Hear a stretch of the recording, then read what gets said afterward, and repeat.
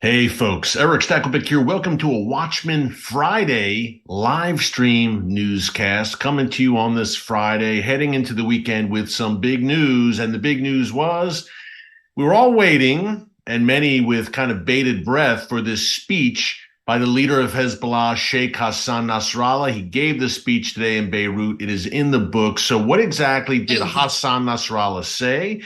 We're going to break that down. What does it mean for Israel, for the United States, for the region, for the potential of a multi-front war opening up against Israel? So that's the big story today, folks. Israeli and U.S. intelligence officials were watching Nasrallah very closely. What was he going to say? Well, he has said it. So we're going to break that down. And also Russia.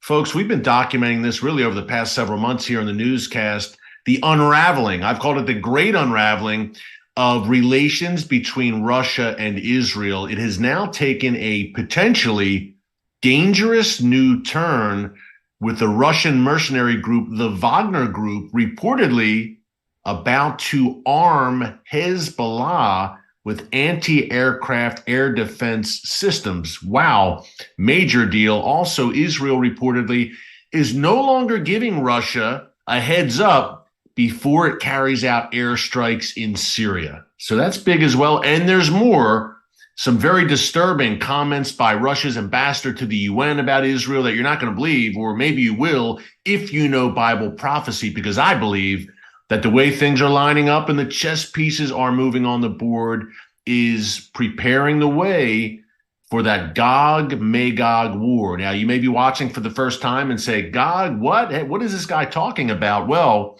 the war of Gog and Magog is laid out in the book of Ezekiel, chapters 38 and 39. It involves the leaders of this latter days coalition, I believe, are Russia, Iran, and Turkey. And surprise, surprise, all three are making major moves against Israel. So we'll talk about that as well. And yes, you might say, here he goes with the Bible. This is a news channel, but delivering news from a biblical perspective. One and all are welcome, but this is absolutely news from a Christian biblical perspective, just so you know. And if you like it, be sure to subscribe and click the notification bell so you get alerts every time a new video is posted. We're coming to you every day now, for the most part, with live updates here on the channel. We want to be your one-stop shop as, look, the Middle East is on fire, and events unfolding there right now in the world's most chaotic and volatile region will affect all of us profoundly,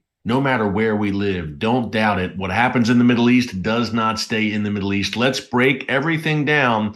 Number one, by the way, a warning from Israel, and this just came across the wire before I joined you, a warning from Israel to Jews around the world to not display Jewish symbols. I guess wearing a kippah and different signs of Jewishness. Israel is saying, be careful.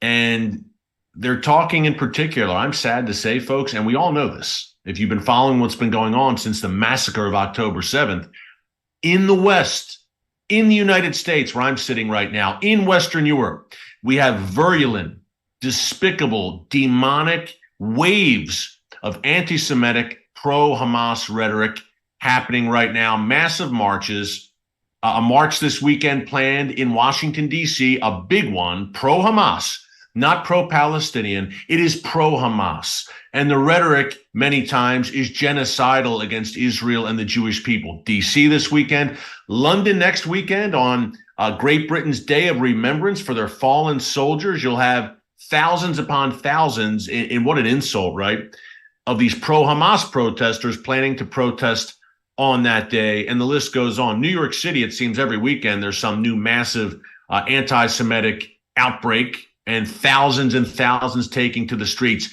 This is the West circa 2023. Folks, we have a problem, and the wave of anti-Semitism we're seeing right now in 2023 is worse than at any time since World War II. Don't doubt it. And my concern is that it's going to get worse.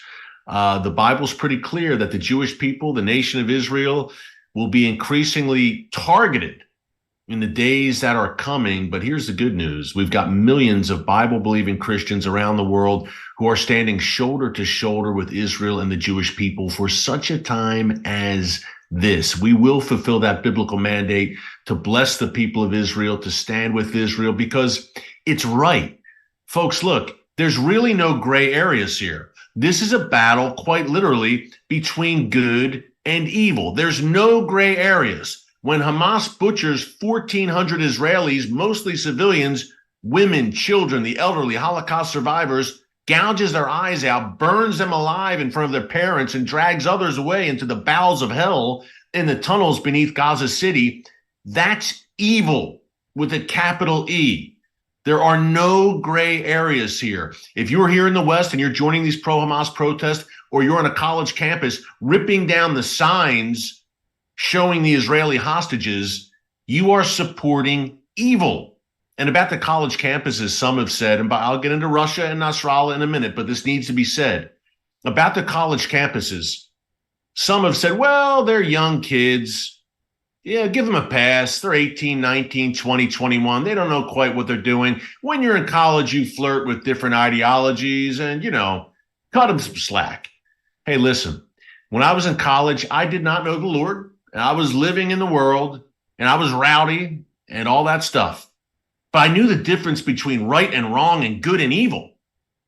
And when people were beheading, well, it didn't happen, thankfully, but if people were beheading babies, as Hamas did a few weeks ago, you wouldn't see me out there marching in favor of it, even though I was just a kid, to hear these defenders of what's happening on the college campuses explain it away and excuse it. But I digress. Let's get into Nasrallah. Sheikh Hassan Nasrallah emerged from his bunker today. It's almost like Groundhog Day. He pops his head out once a year. But he emerged, maybe a little bit more than that, but gave a speech in Beirut. We had throngs in the streets of Beirut, again, waiting with bated breath. What's he going to say? Our sheikh, who is a client, who is a puppet of the Iranian regime. How does it feel for all those Hezbollah supporters out there? And we have some trolls who will be here on the chat today as well. We've got thousands with us, by the way. Welcome one and all from all around the world. We'll have thousands more before we're done today. But I ask supporters of Hezbollah and Hamas and Palestinian Islamic Jihad and the Houthis, and again, don't doubt it. You'll see the commenters here beneath this video when it's posted, and right now live in the chat, you'll see them. I ask you, how does it feel to be a puppet, a tool, cannon fodder for the Iranian regime? Because that's ultimately what Hezbollah, Hamas, the Houthis, the Shia militias in Iraq and Syria, even the Assad regime to an extent, that's ultimately how the mullahs in Tehran view them. The head of the snake resides in the palaces of the supreme leader of Iran, the Iranian regime. And look, Hamas has been what a tool it's been in Iran's toolbox against Israel, but that may be about to disappear for good, which brings us to Nasrallah. His comments today, we had a translation from a colleague of mine, a Lebanon native. Here is what Sheikh Hassan Nasrallah said, and everyone was watching this. What's he going to say? Is he going to declare war against Israel and open up in a massive way? Hey, look, folks, that northern front's already open. We'll talk about that more in a minute, but open it up with the full brunt, the full force of Hezbollah's arsenal of some 150,000 rockets and missiles pointed at every inch of Israel, which, quick reminder, in case you forgot or in case you didn't know, Israel is the size of the state of New Jersey. I grew up in Philly. I spent a lot of time in Jersey. It's not very big, trust me. And that's the size of Israel, roughly the parameters of the world's one and only Jewish state, which means Hezbollah can blanket Israel with rockets and missiles, and by the way, hundreds at least of precision-guided missiles, every inch of Israel. And Nasrallah talked about that today. Here's what he said. Let me just pull it up for you 1 second. And we have it, or we don't. Let me see. Apologies. Can I find it? He said a lot of nasty things, case closed. In all seriousness, let's get exactly what he said. Let's get the transcript.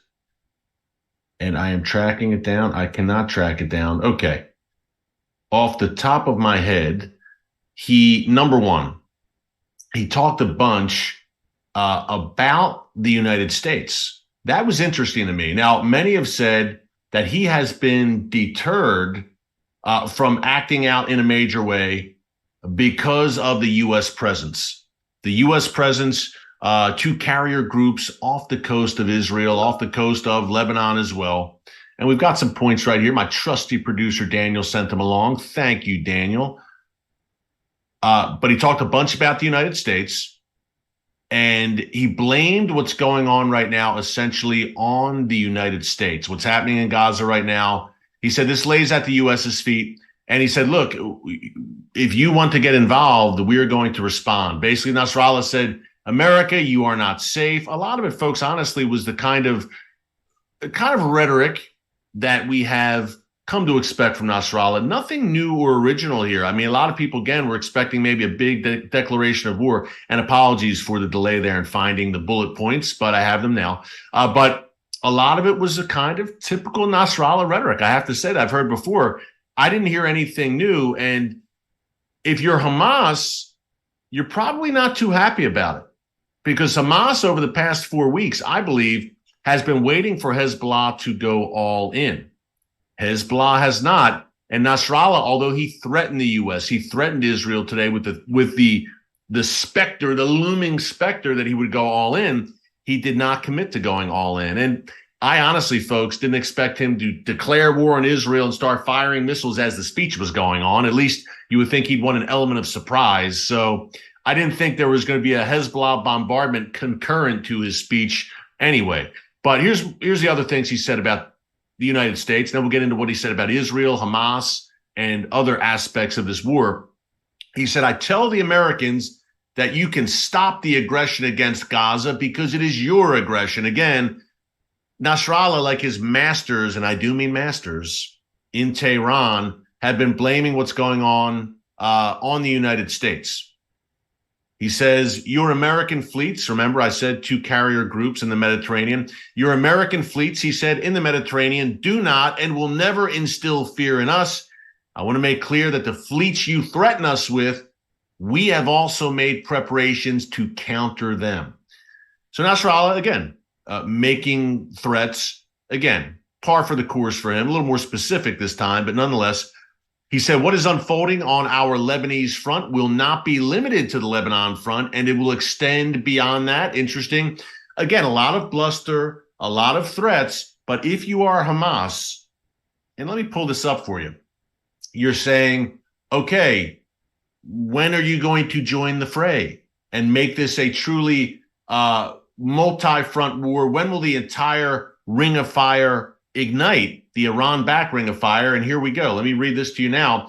A Hamas official named Osama Hamdan, he's a senior Hamas official, said in the wake of Nasrallah's speech, okay, he talked a good game. Hezbollah must now prove its commitment to Hamas's victory in Gaza. And he said, quote, this is a Hamas official talking about Nasrallah and Hezbollah, their dear friends and allies. His words, Nasrallah's words, about the importance of stopping the attack on Gaza and the importance of Hamas's victory are clear and important. Hezbollah's commitment to these two goals now requires action on the ground. Interesting. So Nasrallah kind of has backed himself into a corner, I believe, here, folks, where, hey, it's been bluster, it's been threats, it's been vows to destroy the Zionist entity and to march to Jerusalem and reclaim Al-Aqsa. But although there have been serious blow-ups, quite literally, between Hezbollah and Israel along that Israel-Lebanon border, as I mentioned a minute ago, Hezbollah has a massive arsenal with the rockets, the missiles, tens of thousands of foot soldiers, etc. It has not gone all in. And Hezbollah is magnitudes more powerful than Hamas in every way. We know that. But it has not gone all in. I say thank God, because it's given Israel time to crush Hamas before it potentially turns its sights to Hezbollah, and I believe Israel should. I believe the communities in northern Israel, the thousands of those over 30 communities that have evacuated near the Lebanon border, I believe there's a good chance they're not going to return anytime soon. Would you? would you, if you were living in those communities along the border, say, we just saw what Hamas did on October 7th, carried out a massive massacre, the worst massacre of the Jewish people since the Holocaust. And we have a group even more vicious and powerful on our border, on the Lebanon border, across from where we live. Will Hezbollah duplicate what Hamas did on October 7th in the north? If you're living in the north, of course, that's at the forefront of your mind. You've got a wife, you've got kids. Who wouldn't be thinking that after what happened on October 7th? Any Israeli community that is bordering a community in Gaza, Lebanon, or the communities in Judea and Samaria, by the way, the biblical heartland, bordering Arab communities there, you're thinking of this, no doubt. And ultimately, this has a severe economic impact on Israel, long term. So Hezbollah must be dealt with. I don't know if it's tomorrow, I don't know if it's next week or a year from now. But folks, it's unsustainable. The situation in the north is unsustainable. If Hezbollah is not dealt with decisively, much like Hamas will be, and look, I know that how bloody and horrible it's going to be to the north. I know, and every Israeli knows that. But the alternative is October 7th writ large, courtesy of Hezbollah, potentially. Hezbollah has that kind of firepower and those kind of well-trained foot soldiers. So I think it's unsustainable for Israel to live under the shadow of Hezbollah's massive rocket and missile arsenal for much longer, especially after October 7th, and especially after Hezbollah is licking its chops right now and sensing Israel vulnerable and doing much more than probing right now, as we've documented on the newscast the past several weeks, anti-tank missiles on a daily basis. Look, Hezbollah has lost close to 50 fighters at last count. Israel has hit them and hit them hard, in particular through drone strikes. Israel has also lost several soldiers in these. They're much more than skirmishes with Hezbollah. It's a low-level state of war up there. That front is open right now. Every day there's engagements back and forth. But Hezbollah, again, has not unleashed the full might of its arsenal. But neither has Israel when it comes to the north. And if Israel wants to get serious in the north and unleash its capabilities, then Hezbollah will not be long for this world. And Lebanon, which harbors Hezbollah, will pay a very heavy price. Israeli officials have been clear about that time and time again.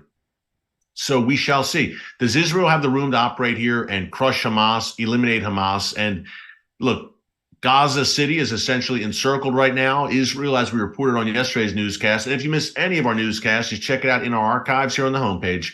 But Israel working diligently to destroy that tunnel network known as the Metro, 300 miles of tunnels underneath Gaza. It's a city beneath a city underneath Gaza, and well over 1,000, over 1,500 reportedly of these tunnels interconnected, and Israel's working to destroy those. It's a slog for sure, no doubt.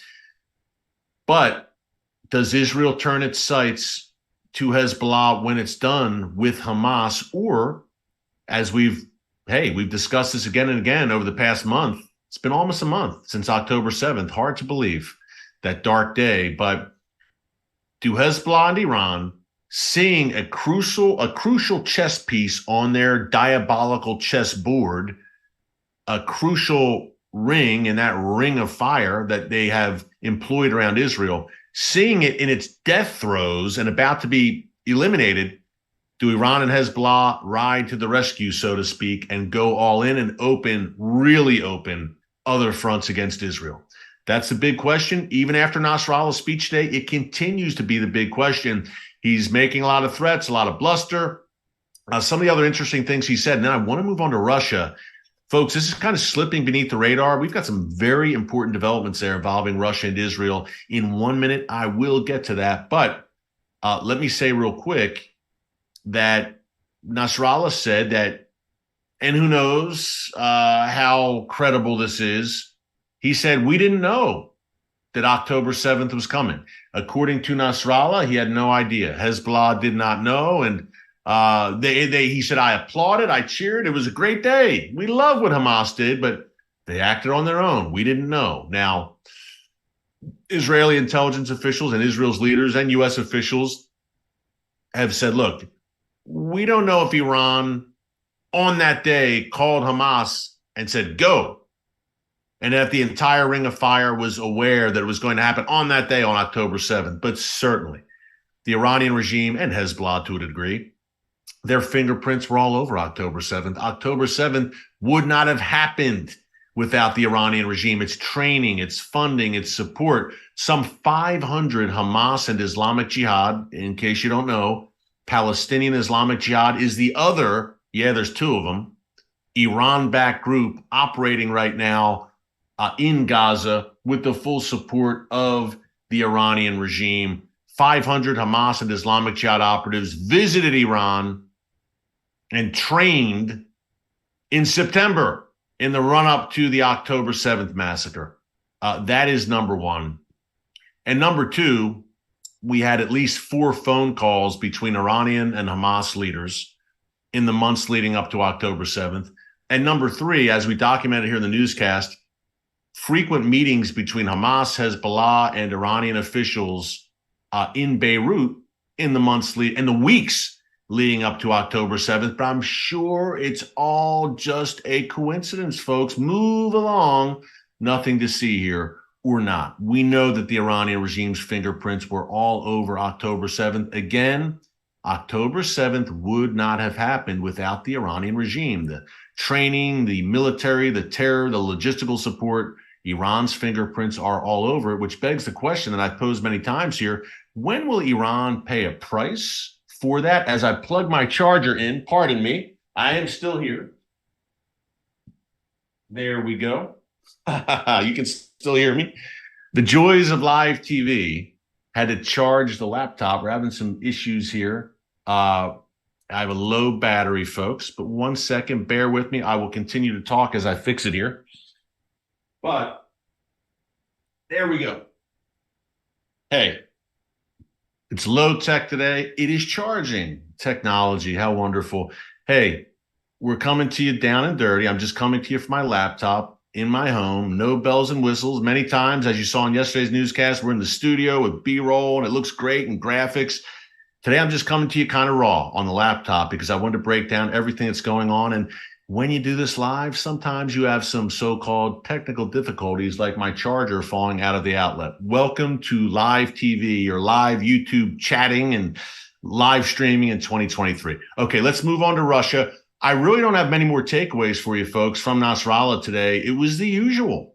It was a threat of greater involvement, a threat to open up another front against Israel, go all in and unleash the full arsenal. It was a threat to strike the U.S., but they were threats. It was warnings and threats. Like I said in the title of this newscast today, this live stream is titled Hezbollah's Nasrallah Threatens Escalation Against Israel and the United States. And that about sums it up.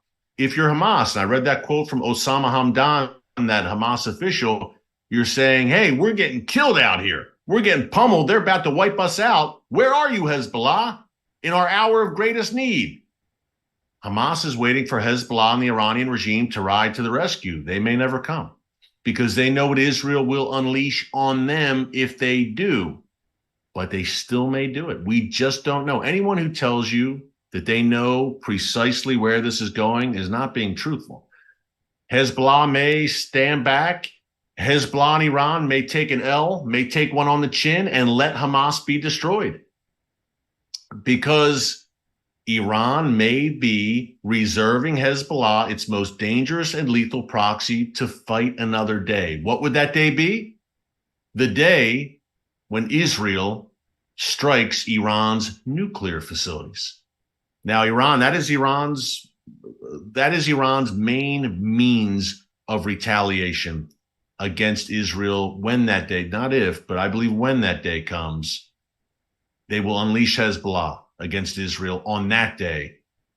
And you have to think, again, and I discussed this a few minutes ago, that Israel eventually will have to strike Hezbollah perhaps preemptively. And many have speculated that over the weeks. Is it smarter for Israel to act first rather than have October 7th writ large happen and then react to it? Should Israel strike first, especially now when it has, hey, over 300,000 reserve troops called up, Israel unified like never before, everyone on high alert, war footing. Is now the time to eliminate Hezbollah once and for all as well. And even take it to the head of the snake, the Iranian regime. And by taking it to the head of the snake, I don't mean invading Iran. That's not what I'm saying. But Israel has been very proficient over the years in striking Iranian assets, including on Iranian soil. Its nuclear facilities, sabotage against them, ballistic missile factories, etc. It's all on the table now, folks. October 7th changed the world forever. Changed the Middle East, changed the world. Ultimately, the reverberations, and you're seeing it already, the reverberations are echoing throughout the world, and certainly throughout the Middle East. Israel will never be the same after that day, and the region will never be the same. Let's move on to Russia. Talking about reverberations around the world, if you doubt me, a little bit of backdrop here. Russia has not roundly condemned the Hamas massacre on October 7th. Russia has been leading the charge at the UN Security Council in calling for Israel to have a, quote, proportionate response and agree to an immediate ceasefire, cease all hostilities against Hamas. Russia also hosted last week a Hamas delegation in Moscow. Talk about salt in the wound. That was the equivalent, I'm an American, that was the equivalent of after 9/11 having Russia host a delegation from Al-Qaeda or the Taliban in 2 weeks after 9/11. That's how bad that was. And needless to say, Israel was highly offended by it, and rightly so. And also there's a delegation from Iran there along with the Hamas delegation. Surprise, surprise. A little bit more backdrop for you before I share the new nuggets. Russia is openly aligned with the Iranian regime. Hezbollah and the Assad regime in Syria seems to be very cozy with Hamas as well. Vladimir Putin's regime is openly and proudly aligned, has a formal military alliance with Iran. These are Israel's greatest enemies, and Russia is in bed with them. So long term, where do you think Russia-Israel relations are going? Nowhere good. Folks, do the math. Vladimir Putin has cast his lot with Israel's greatest enemies, chief among them the Iranian regime. That is a formal, full-blown, full-fledged military alliance and defense agreement right now between Russia and Iran. Russia needs Iran. I never thought I would say that 2 years ago. I said, hey, Iran is the junior partner in that relationship. No, it's all flipped. Russia now needs Iran. It needs Iranian armaments for the war in Ukraine, and it's getting them.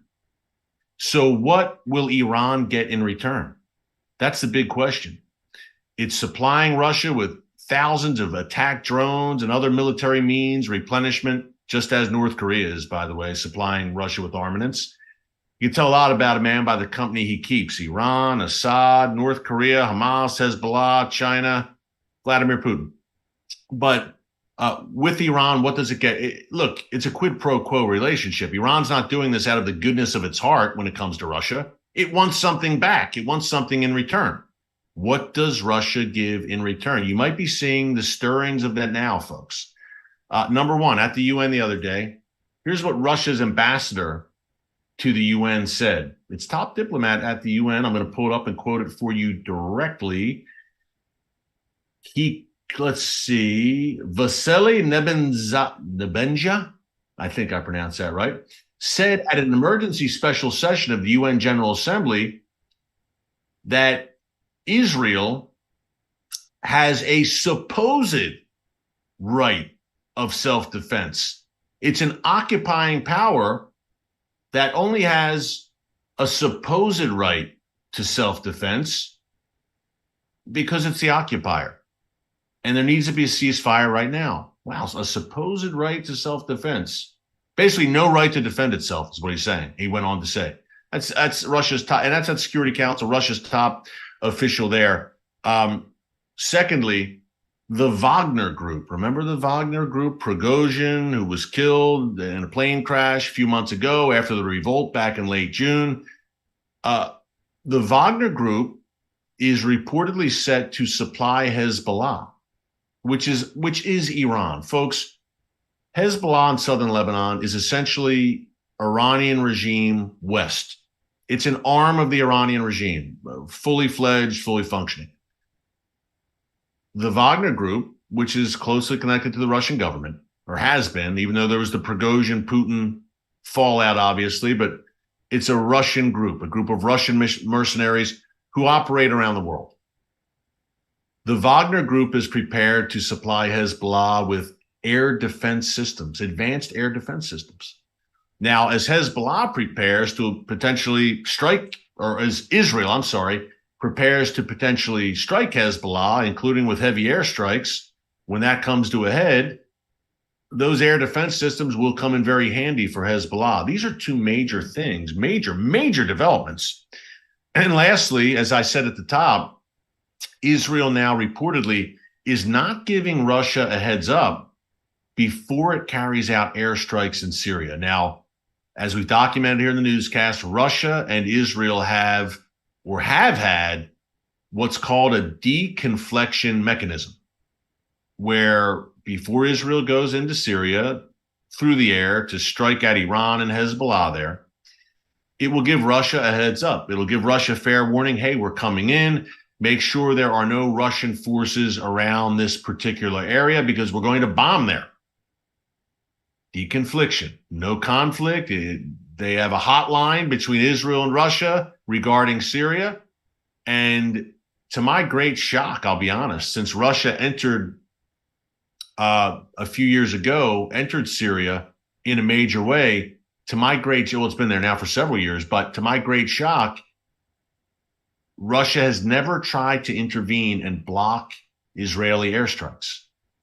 And my concern all along, and I've said this, is that Russia is going to try to enforce a no-fly zone over Syria. And that's very harmful to Israel for two reasons. Number one, that enables Iran and Hezbollah to have free reign in Syria, to transport advanced weapons into southern Lebanon to be used against Israel. And number two, it enables Iran and Hezbollah to drive closer to the Golan Heights along the Israel-Syria border and essentially duplicate what they've established in southern Lebanon, that base on Israel's doorstep. That is why Israel has carried out hundreds, if not more, of airstrikes against Iran and Hezbollah in Syria over the past several years. If Israel no longer has that freedom of movement in Syria, that is a big problem, that freedom to operate. If Russia says, you know what, Israel, no more, that's enough, that's it.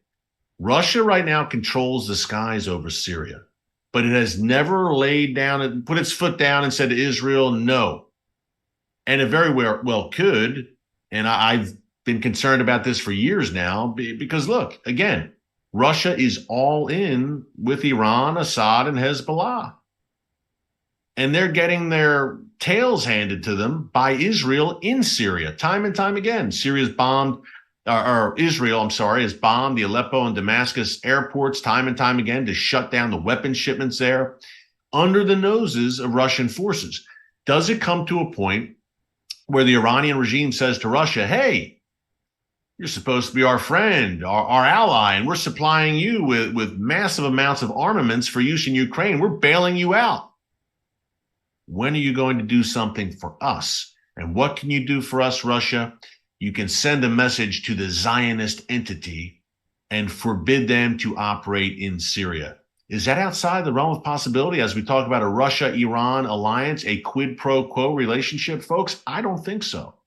Which brings us to the closing thought here as we wrap up and the prophetic perspective.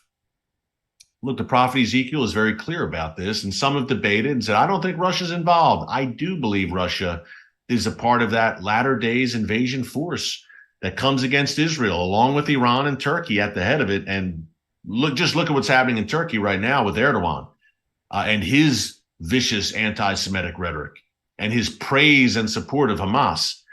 Now, that's not to say that the current leadership in Russia and the current leadership in Turkey will be around or will be in power by the time this invasion commences. But the nations, it's pretty clear to my mind that Russia, Turkey, Iran are at the head, along with other Muslim nations in North Africa and in Central Asia. The question you may have is, oh my gosh, what happens? go and read the Bible, Ezekiel 38 and 39, and you'll see that things don't end too well for this latter days. And that's the term Ezekiel uses. In the latter days, the last days, you will come against Israel. But things don't go too well for this latter days invasion force, and they meet their demise when the God of Israel, the God of Abraham, Isaac, and Jacob, intervenes in a mighty way and shows himself to the world. I'll keep you in suspense. Go and read it over your weekend here as we head into the weekend. But folks, we live in Bible times right now. These are prophetic times. You're watching the pages of the Bible come to life before your very eyes. So now more than ever, I'm going to step up and stand strong and stand for the Lord and be an ambassador for Christ and stand with his land, the land of Israel. Stand with all that's good and true. Because again, as I mentioned at the top, there are really no gray areas here because we have a gathering storm of evil. It's not just gathering, it's here now. We are in a massive spiritual battle. We battle not against flesh and blood ultimately, but against spirits and principalities. We're in it right now. So put on the full armor of God from head to toe. Pray constantly. Pray boldly. Prayer works. Hey, one last note before we go. A lot of people have asked me how they can help Israel right now. And those beleaguered communities in the north of Israel, in the south of Israel, some 300,000 Israelis displaced in the fighting. Check out our good friends at Meir Panim.